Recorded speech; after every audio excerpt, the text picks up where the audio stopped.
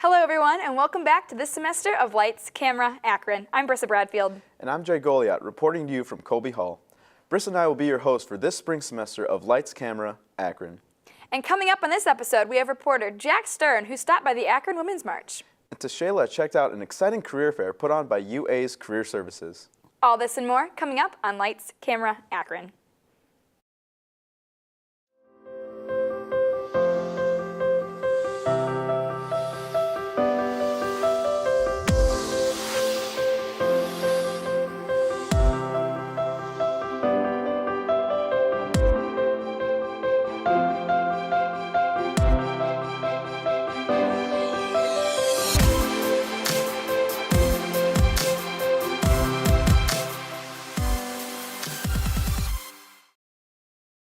Welcome back, everyone.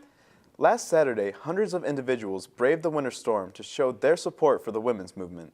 And the first women's movement actually happened 3 years ago in Washington, D.C., and this was the first one in Akron, Ohio. Jack Stern attended. Let's take a look. Down Davis from the vicinity, notice how rude, connected never by day, and I pray that way all begin to see the divine. Saturday, January 19th, 2019. Hundreds of protesters gathered near the federal building on the corner of Main and Market Street in Akron. Organizers and community members provided coffee, among several speeches calling for change in Summit County and beyond. Nationally, the women's agenda for 2019 is ending state violence, ending violence against women and femmes, racial justice, LGBTQIA rights, immigrant justice, economic justice and workers' rights, civil rights and liberties, disability rights, and environmental justice. We are one, united in unity. Protesters marched from the federal building before stopping to rally in front of the site of Sojourner Truth's famous Ain't I a Woman speech on High Street. The crowd was as diverse as the list of causes they marched for. Hey, hey, ho, ho! Donald Trump has got to go! Hey, hey, ho, ho! Donald Trump has got to go! We want a leader, not a creepy leader!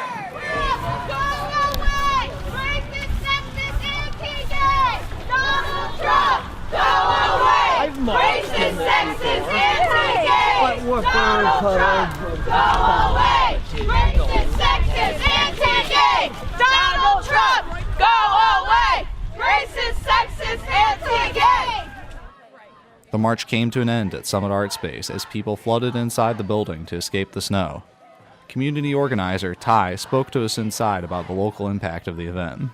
What do you think this kind of means, and what impact do you think this is going to have on the political climate here? That within just creating a safe space for everyone to have a voice and be heard, it really gives people even ground that are outside of just the spaces of femininity. We're really creating a space here where everyone has a voice and where everyone can be heard. People that are in situations of oppression or just not having the space to really be in their own truth and to be themselves.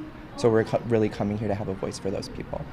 Inside the after party at Summit Art Space, vendors sold t-shirts and food among advocate booths for Planned Parenthood and the march itself. The main organizers spoke to us about their mission and what the march symbolizes to them. And I'm here today with the organizers of this event. Can you tell us what the Women's March specifically means to you and to the community? So the Women's March means to me, it represents to me a certain amount of recognition that specifically in this area of Ohio, I don't believe that women get enough recognition for the work that they do, and specifically the grassroots work that's done here locally. And most importantly, it is about having a diverse vision of what it means to be a woman and all of the different ways in which we understand how different forms of oppression affect us. Like Beth said, there are so many women doing some great things in the city, and we often we don't get the recognition that we deserve. Women don't get the recognition that they deserve. I mean, women, we're always doing something to nurture or care from someone. I think it's just in our nature. And so the young lady, one of the co-founders of the Women's March, she had experienced gun violence in her family. I hadn't directly experienced that, but when I read that about her, and I felt like that is why she put herself into the fight, and that's some of the reasons that I put myself into the fight. 2011, we had 11 homicides within a 2-week period, and women in my community and women who were caring stood up and were hitting the streets trying to change some of the climate that was going on around the violence. Organizers also faced an uphill battle facilitating the event on the local stage. From January 3rd, it was like every day. I woke up, slept, ate, fed, whatever, breathed the Women's March, and people were going crazy about the weather. This is Ohio, so we were gonna do it rain, sleet, or shine. I also think that we have to ignore some of the things that's being said in the media. The media will always pin people against each other. There's a woman's agenda that is a national agenda that touches some of the things that we want to touch in Akron, and so we're about making change and building a better Akron. I want to add something to that. The women in Akron have been a joy to work with, an absolute joy to work with. Women run the city, but we just don't get any recognition for it. So it's been women. This has, not even including the speakers or the musicians or the poets or anything like that, just organizer-wise, has been at least 50 women to put this together. Regardless of the obstacles in the way of their cause, the women of Akron and Summit County made their voices heard. Jack Stern, Lights, Camera, Akron. Wow, that was powerful. It was awesome. And the fact that there was such a huge turnout really shows their dedication and passion. Absolutely. Up next, reporter Tashayla Davis attended UA's career fair and had the chance to sit down with director Michael Kulik to review tips on how to prepare for the fair, what career services has to offer, and opportunities from job to internships. Let's check it out. Recently, I attended the career fair the university frequently has. Mike Kulik, Senior Director of Career Services, spoke about the history behind the career fair.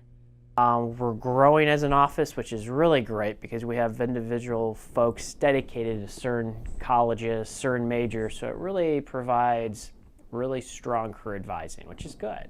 The career fair has been going on for years in different capacities. The career fair happened once in the fall and spring.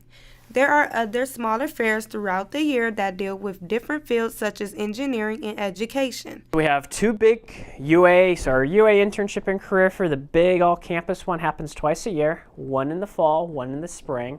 We have our big engineering career fair, engineering technology career fair that happens in the fall and in the spring. So right there's 4 big events. And then we'll have some smaller ones as well too. So we have something with social work, for example, that we'll put something on. There's some smaller things that will happen with other colleges. The College of Business will have some pieces. Nursing has something that takes place. So there's some things that we work with as well. We have a big education career fair in April called Noted. We team up with with a majority of northeastern Ohio colleges and universities, and we put on a career fair over in the John S. Knight Center. So we have about 120 school districts from northeast Ohio. If someone wanted to participate in the career fair, they can go into the career office in the student union to get one-on-one help with things such as mock interviews and resume building. They also put on different events aside from the actual fair itself. But we put on a lot of events. A lot of networking events, and we're really big on bringing employers here to campus to allow our students to network, to meet, to talk. We have our career fair coming up, so we put on a variety of career fairs throughout the year. We have our etiquette lunch, which is a great event. So we have a lot of great networking and programming events, and then we have other events as well too. So we have our big J.C. Penney event in April, where we shut down the doors just for UA students. You can go in there and you can shop for professional clothing that's at a discounted rate. So we have a lot of other programs outside of the traditional career advising pieces. Prepared for a career fair is very important. They help you with dressing professionally and updating your resume. Career services allow for students to look up the companies that will be at the fair through Handshake. So every event's a little bit different. The career fair, we do want you to be prepared. We want students to dress professional, to bring resumes. We have a database, an online job board called Handshake where we post our jobs, but we also have our employers register for our career fairs through there. So you can go in there, you can see who's coming, what they're searching for. You want to do your homework. Having certain tips and tricks can help anyone when they are feeling anxious about the fair. When you get there, when you register, when you log in, we don't expect you to register ahead of time. You just kind of swipe your zip card. Just walk around and just see who's here. We have a map. We give you a map. We tell you who's here, where they're located. So just kind of walk around, take your time, settle in, and maybe go, kind of, I don't hate to say eavesdrop, but just kind of see what students are saying to the employers to get comfortable. And then when you're ready, it's time to go up and start networking with them. If you would like more information on the services that the Career Office has to offer, you can log on to www.uakron.edu/career or visit the office in the Student Union. This is Shayla Davis for ZTV's Lights Camera Akron. Those are some pretty useful tips. They really were, and I'll be graduating here in just a few months, so I'll be using some of those myself. Oh, yeah. Well, guys, looks like it's time for our first commercial break. We'll be right back.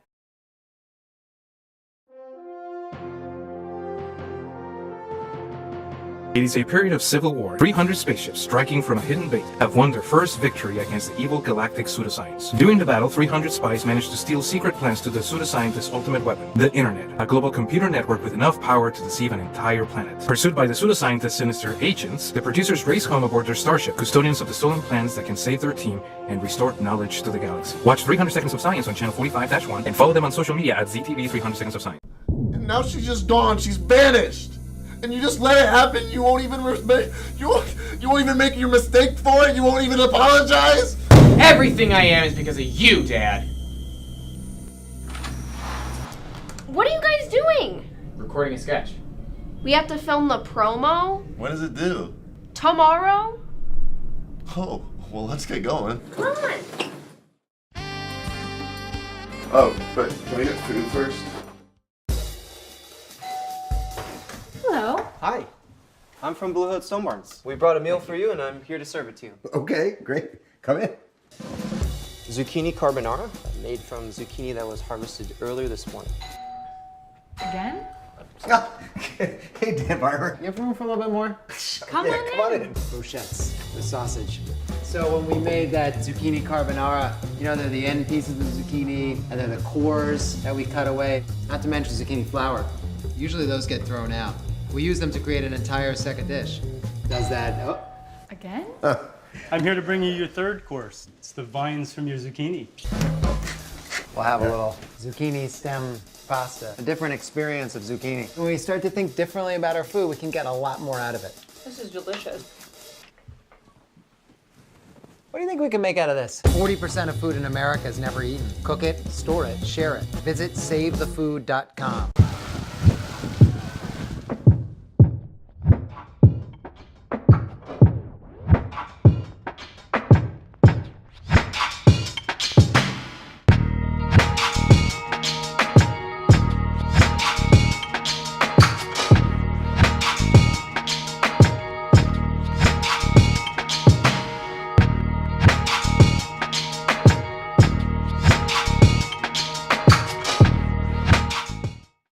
Hello everyone, my name's Kyle Glockner and welcome to another episode of 300 Seconds of Science. Wait, this isn't... This ain't it? Nah... That's a negative, Chief. We're almost there. Wait, hold on, go back. There it is.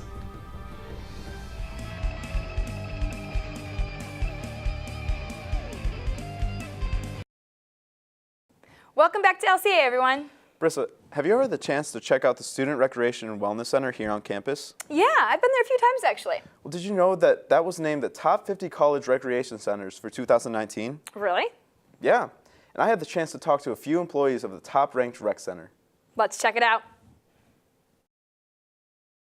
Here at the University of Akron campus, we have one of the best resources in the SRWC, otherwise known as the Student Recreation and Wellness Center. According to a recent article by GreatValueColleges.net, The University of Akron Student Recreation and Wellness Center is ranked among the top 50 great college gymnasiums and recreation centers for 2019. The University of Akron is one of 3 Ohio colleges included in the top 50 college recreations list. The University of Cincinnati comes in at number 19, and the Ohio State University comes in at number 2. The University of Akron rounds out the list at number 50. I had the chance to sit down with a few employees to see how they feel about working at this top-ranking recreation center. This has easily been like my favorite job that I've ever worked. I've always felt like I've had access to like whatever I've needed to, like working here and stuff. I know that there's a lot of different colleges that don't have like the privilege of having such a nice facility that we do. I think that's so awesome that it's ranked in the top 50. The Student Recreation and Wellness Center comes complete with 4 acres of multi-purpose grass fields, a leisure pool with a lazy river and a 30-person hot tub, a 1/10 mile track, 250 pieces of cardio and strength building equipment, a 53-foot climbing wall, and an Olympic-sized pool housed in the Ocasek Natatorium. All of this, plus programs including Zumba, yoga, swimming lessons, intramurals, crate stacking, and more. We have an amazing fitness floor with treadmills, free weights, just about anything you can imagine. We have a multi-purpose blue court, which I think does anywhere from futsal. We've had dodgeball in there. We do crate stacking. We have several actual basketball courts, an amazing aquatic center, and we have some racquetball courts over there too. This top-ranking recreation center is open from Monday through Thursday, 6 a.m. to 11 p.m., Friday, 6 a.m. to 9 p.m., Saturday, 9 a.m. to 9 p.m., and Sunday, 11 a.m. to 9 p.m. Hours can vary between the Ocasek Natatorium, the climbing wall, the Oasis office, and the wellness suite. For more information, be sure to visit uakron.edu and search Student Recreation and Wellness Services. For Lights Camera Akron, I'm Jay Goliath. Wow, there's more to the rec than I even knew about. There sure is. And you know they also host blood drives? Really? They sure do. That's awesome. It's so cool to have something on campus that students and faculty can do to save a life. Definitely. Reporter Naquan James has more about the process of donating blood and why it's so important. According to the Red Cross says that approximately 36,000 people are in need of red blood cells across the United States. Blood drives like this one behind me at the University's Rec Center provide this opportunity for people. Christy Peters, the External Communications Manager at Cleveland, says the type of blood that is most needed is type O negative blood because it can't be transfused to anyone. So in an emergency situation, for example, a car accident, if someone comes into an emergency room and they don't know the person's blood type, they can give them type O negative until they're able to type that blood. So we always see a high demand for that, as well as O positive blood. So type O is very important, but of course all blood types are needed. So no matter what type you are, it's important that you give. If anyone wanted to come in to give blood, the process is simple. You'll come in, read some information, get screened for where you might have traveled to or the type of medication that you're taking. You'll get tested for your iron level, temperature, and blood pressure. This is for your safety and the safety of whoever will get your blood. They do ask that you bring a photo ID or a Red Cross donor card. This whole process could take up to an hour. The actual donation, which is the part that everybody gets a little nervous about, that only takes about 10 minutes. And then you're on to our refreshment area where you're enjoying juice and cookies, and you can feel good knowing you've helped save up to 3 lives.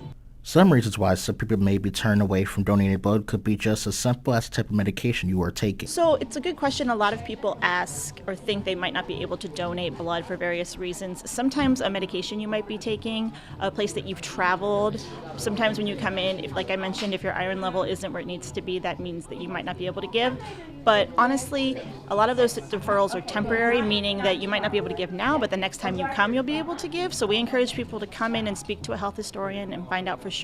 You can also always visit our website, which is redcrossblood.org, and get some questions answered about places you've traveled, medications, and things like that. But normally most people can give, so come on in and try. Sent back to the downtown Cleveland Red Cross location to process it to be used at hospitals. And then depending on the patient's need, different parts of that blood can be transfused. So for example, we could give 1 pint to a patient, or there could be a patient that needs a specific part of your blood. So for example, if someone's facing cancer and going through chemotherapy, many times they need platelet transfusions, and so we'll separate your blood into its red blood cells, platelets, and plasma and give those platelets to the patient. So it really depends on what the hospital needs and what the patient is going through as to what type of blood or what product they receive. Christy explains the reasons why people should donate their blood, including the reason that the Red Cross has been extremely short on blood since the start of the year. We've been unable to collect more than 16,000 pints of blood across the country.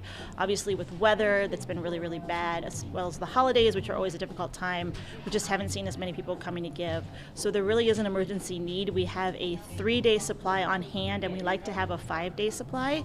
So right now it's important because we are in that emergency need. But more importantly, there is no way to manufacture blood. We can only get it from volunteer donors. So it's only by the community stepping forward and helping each other and giving that we're able to continue to meet the needs of hospitals. So that's why it's important. We encourage people to spend an hour helping save a life. You'll feel really good about it, and you're helping ensure that patients continue to have the blood they need to fight whatever they're going through. For more information about how you could donate blood, you could contact the Red Cross of Summit, Portage, and Medina counties at 330-535-6131 or log on to www.redcross.org. Reporting from the Rec Center, I'm Naquan James for ZTV's Lights Camera Akron. Jay, are you a blood donor? I am, but this just shows how important it is to donate blood. Absolutely, I agree. Well guys, looks like it's time for a second commercial break. We'll be right back. They call me Maxie, but I prefer tripod. I was your above-average four-legged homie, and then wham, bam, minivan. Some people pity me. Now that's lame. I still run, fetch, and swim. And the ladies love me. I'm the ultimate wingman. Just don't ask me to high five.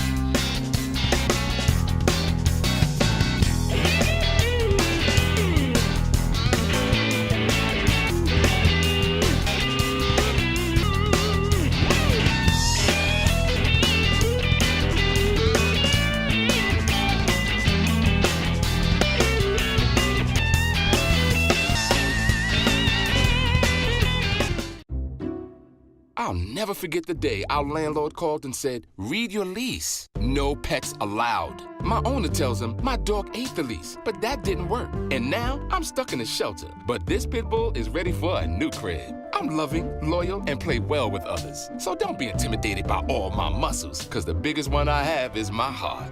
That's right, I said it.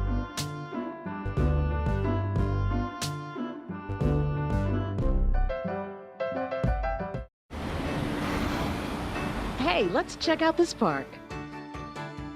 Oh, wow, that's really cool. To find a great local park or forest near you, go to discovertheforest.org. Welcome back, everyone. It's that time, America. Time to send it over to the newsroom for this week's headlines with reporter Bree Hayes.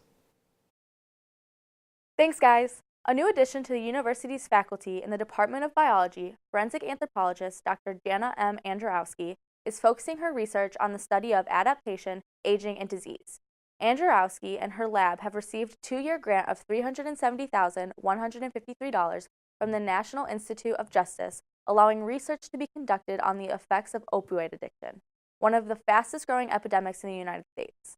The research will focus on the body's continuing process of formation and destruction of bone tissue, as well as a focus on bone remodeling using innovative 3D X-ray imaging technology to get an understanding for how opioids impact a microscopic bone structure. The idea of this study is to further understand the underlying biological processes to improve applicability of historical age estimation methods and scientific standards within the field of forensic anthropology, due to the limited amount of data focused on bone turnover on opioid abuse.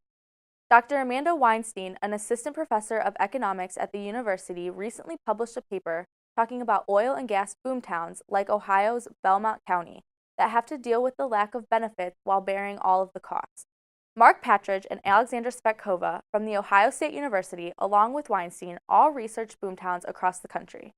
It was discovered that 1 out of every $5 in earnings leaks out of the countries where boomtowns are seeded as where earnings are spent on nearby countries or taken back home with commuting workers. Weinstein also found that the earning benefits of drilling vary significantly across the nation. Weinstein states that while some drilling counties, such as Williams County, North Dakota, are experiencing simultaneous growth in other industries, counties like Belmont are more likely to experience some crowding out of other industries as the energy industry grows. State Representative Jack Serra, who represents the 96th district, said that there is a need for increased investment in drilling countries to ensure their prosperity. The oil and gas industry has brought much-needed economic activity to East Ohio, but it also brought additional need for infrastructure and services, said Serra. Using revenues from the severance tax to invest in local governments, improve infrastructure, and provide services not only benefits the citizens and communities throughout Eastern Ohio, but it also supports the industry. The current economic success may be short-lived in Ohio. Does not mean in drilling countries this world requires raising the natural gas severance taxes in Ohio. Much of the tax dollars the industry does pay, such as the severance tax, are not local taxes. A portion of gas taxes are local and can help fund some of the much-needed road construction projects in drilling countries. But with the projected shortfall in the state transportation budget, current gas taxes in Ohio are not large enough to fund the infrastructure projects across the state, let alone allocate more dining in drilling countries, Weinstein concluded. Well, that's all for this week's headlines. Jay and Brissa, back to you guys in the studio. Thanks, Bree. Well, guys, it looks like that's all the time we have for this week's episode of Lights, Camera, Akron. And as always, be sure to follow us on Twitter, Instagram, like us on Facebook, and subscribe to our YouTube channel at ZTV LCA for the latest. I'm Brissa Bradfield. And I'm Jay Goliath. Thanks for watching Lights, Camera, Akron.